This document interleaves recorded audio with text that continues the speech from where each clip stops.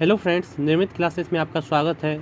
आज मैं आपके लिए 50 मोस्ट इम्पॉर्टेंट क्वेश्चंस लेकर आया हूँ जीके का, जो कि बहुत ही इम्पॉर्टेंट है और आपके ग्रुप डी के एग्ज़ाम में ये क्वेश्चंस आने के ज़्यादा चांस हैं। तो चलिए स्टार्ट करते हैं, आप ये वीडियो पूरा देखिए। फर्स्ट क्वेश्चन है, फिल्म गांधी में गांधी जी की भूमिका निभाने वाले कलाकार कौन थे? तो याद रखना है, बेन किंग्सले। बेन किंग्सले ने फिल्म गांधी में गांधी जी का किरदार निभाया था। चलिए नेक्स्ट क्वेश्चन की तरफ चलते हैं। नेक्स्ट क्वेश्चन है कि जापान पर परमाणु बम किस वर्ष गिराया गया था? तो याद रखना 1945 ईस्वी में जो है जापान पे परमाणु बम गिराया गया था।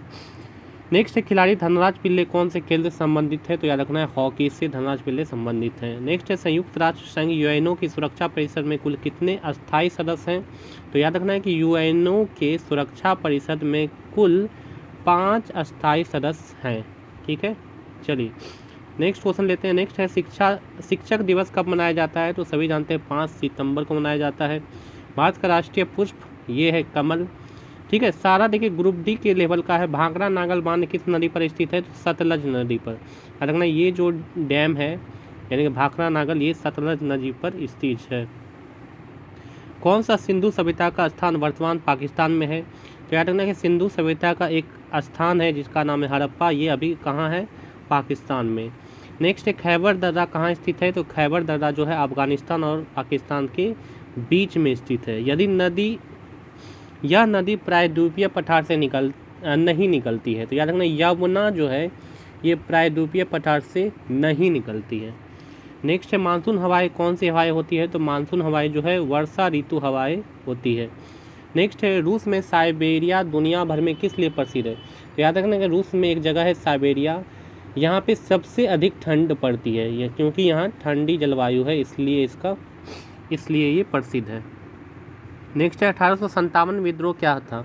तो 1857 का विद्रोह था ब्रिटिश सेना में भारतीय सैनिक का विद्रोह, यानी कि जो ब्रिटिश सेना था उसमें जो भारतीय सैनिक थे उनके द्वारा विद्रोह हुआ था 1857 में। उसके बाद किस उत्पादन के लिए अलीगढ़ मशहूर है? तो अलीगढ़ याद रखना है ताले बनाने के लिए मशहूर है। उसके बाद है, भारत के किस राज्य में विशाखापट्टनम बंदरगाह स्थित है? तो विशाखापट्टनम बंदरगाह जो है वो आंध्र प्रदेश में स्थित है। नेक्स्ट है, हमारे सौर परिवार में कुल कितने ग्रह हैं? तो ये याद रखना है 8 ग्रह हैं। भारतीय की डीजल इंजन विनिर्माण इकाई डीजल लोकोमोटिव वर्क्स भारत में कहाँ स्थित है? तो याद रखना है वाराणसी में। नेक्स्ट है, बैसाखी त्यौहार किस धर्म के लोग मनाते हैं? तो वो है सिख धर्म के लोग मनाते हैं। नेक्स्ट है, शाहनामा किसकी कृति है? तो फिरदौसी की, यानी कि शाहनामा किसने लिखा है? फिरदौसी ने। मणिपुर की राजधानी तो इम्फाल।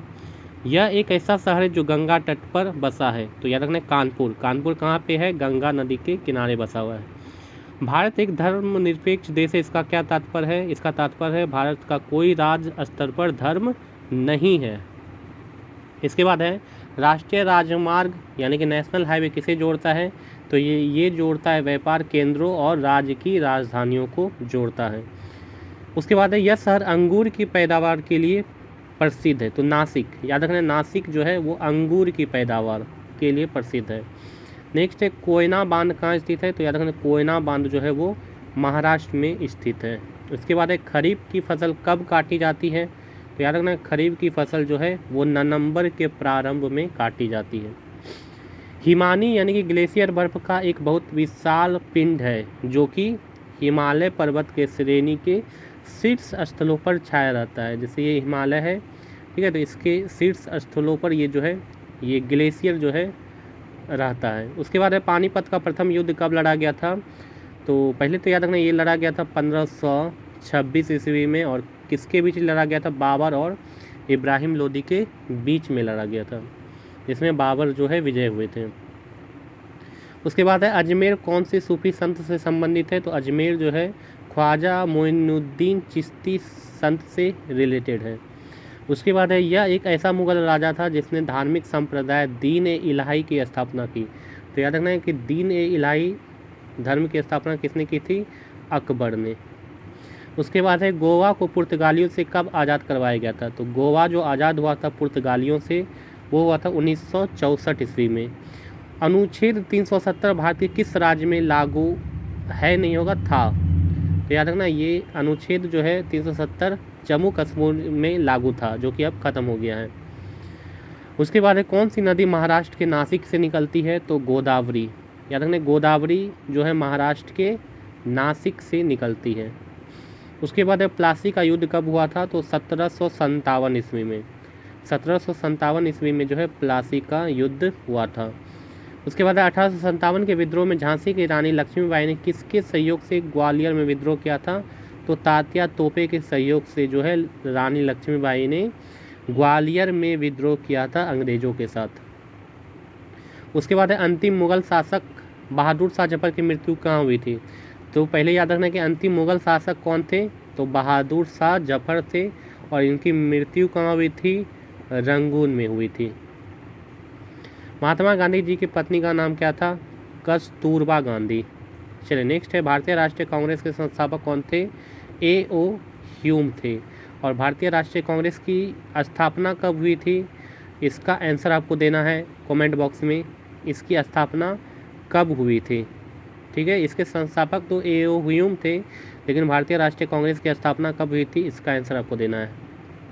चलिए नेक्स्ट है स्वतंत्र भारत के प्रथम भारतीय गवर्नर जनरल कौन थे, तो स्वतंत्र भारत के प्रथम भारतीय गवर्नर जनरल जो थे वो थे C. राजगोपालाचारी।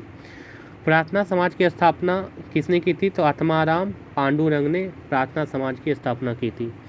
रविन्द्रनाथ टैगोर ने भारत के राष्ट्रीय गान के अलावा किस एक और देश के राष्ट्रीय गान लिखा है, तो बांग्लादेश। रविन्द्रनाथ टैगोर ने भारत का तो राष्ट्रीय गान लिखा ही है जन गण मन, लेकिन बांग्लादेश का भी राष्ट्रीय गान लिखा है अमार सोनार। उसके बाद हीटर के तार किस चीज़ से बने होते हैं, तो नाइक्रोम से बने होते हैं हीटर का तार। उसके बाद है लोहे पर जंग लगने से उसका भार क्या होता है, बढ़ जाता है। उसके बाद है विश्व का सबसे बड़ा नदी द्वीप माजुली, जो कि असम के किस राज्य में है, तो पातालपुरी में। पहले याद रखना है कि विश्व का सबसे बड़ा नदी द्वीप पूछे तो वो है माजुली। कहाँ पे है, तो असम में। असम में भी कहाँ पे है, किस जिले में, तो पातालपुरी में। ध्वनि की चाल अधिकतम किस में होती है, तो स्टील में। किसे भविष्य की धातु कहा जाता है, तो टाइटेनियम को याद रखना भविष्य की धातु कहा जाता है। नेक्स्ट है कौन सा तत्व स्वतंत्र अवस्था में पाया जाता है, तो सल्फर। सल्फर एक ऐसा तत्व है जो कि स्वतंत्र अवस्था में मिलता है। दिल्ली की सुल्तान रजिया सुल्तान किसकी पुत्री थी, तो रजिया सुल्तान जो थी वो इल्तुतमिश की पुत्री थी। तो नेक्स्ट है मंदिरों की पुण्य भूमि भारत के किस राज्य को कहा जाता है, तमिलनाडु। तमिलनाडु को जो है मंदिरों की पुण्य भूमि कहा जाता है। और एक लास्ट क्वेश्चन है पूर्वोत्तर सीमांत रेलवे का मुख्यालय कहाँ है, तो मालीगांव। पूर्वोत्तर सीमांत रेलवे का मुख्यालय मालीगांव है। ठीक है, ये था 50 मोस्ट इंपॉर्टेंट क्वेश्चन जो कि आपके ग्रुप डी के एग्जाम में बार बार पूछा जाता है। आपको वीडियो कैसा लगा कमेंट बॉक्स में ज़रूर से ज़रूर बताएं, और चैनल को ज़रूर से ज़रूर सब्सक्राइब कर लें ताकि आपको इसी तरह का वीडियो मिलता रहे। Thank you.